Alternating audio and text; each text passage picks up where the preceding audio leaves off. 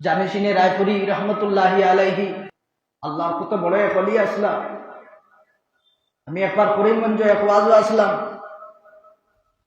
রায়পুরের হযরত আব্দুল সত্তার জানিসিনে রায়পুরি রহমতুল্লাহি আলাইহি তার দাওয়াত আসলো। আমি তখন ছোট আসলাম।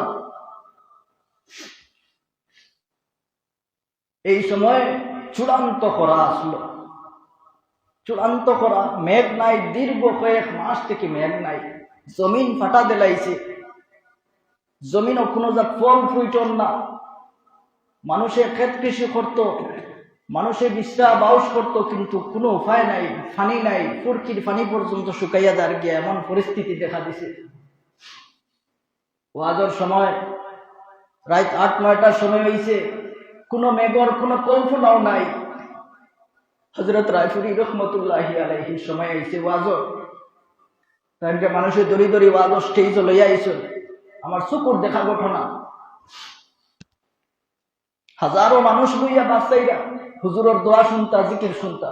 হুজুরে আইয়া দোয়া শুরু করছেন, জিকরুল্লাহ করছেন, জিকির কলবি করছেন, জিকির করিয়া অবশেষে মানুষে আবেদন করছেন, হুজুর দীর্ঘদিন থেকে জমিনও মেঘর না, আপনি মেঘর লেগে আল্লাহর কাছে দোয়া করুন।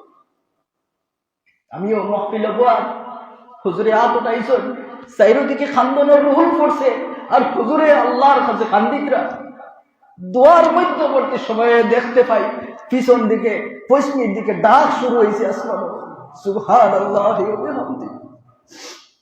আসমানো ডাক শুরু হয়েছে, আর ঠান্ডা বাতাস আগে আইছে, আর পিছনে তুফান আর মেঘ শুরু হয়েছে। একবারে মেঘে সমস্ত জমিন ঠান্ডা করে দিয়েছে, সুবহানাল্লাহি ওয়া বিহামদিহি। দোয়ার মাঝখানে আল্লাহ রাব্বুল আলামিন আসমান থেকে জমিনের মধ্যে মেঘ পালাইয়া দিয়েছেন। এই রায়পুরি রহমতুল্লাহি আলাইহি দোয়ার মধ্যখানে 1 ঘন্টা আগে কল্পনার মারা আসলো।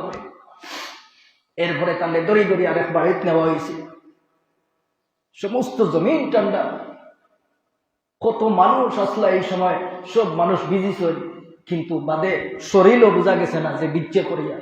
মেঘ খাইছি আমি নিজেও, কিন্তু বাদে দেখে শরীর একটু শুকাই গেছে। এমন সুন্দর ঠান্ডা বাতাস আল্লাহ রাব্বুল আলামিন দিয়েছেন, শরীর শুকাই গেছে। এটা আল্লাহর ওলি হকলর, আল্লাহর ওলি হকলর শান, আল্লাহর ওলি হকলর মান। এরকম ওলি হকল বরাবর জমিন থেকে গুজরিয়া গেছে।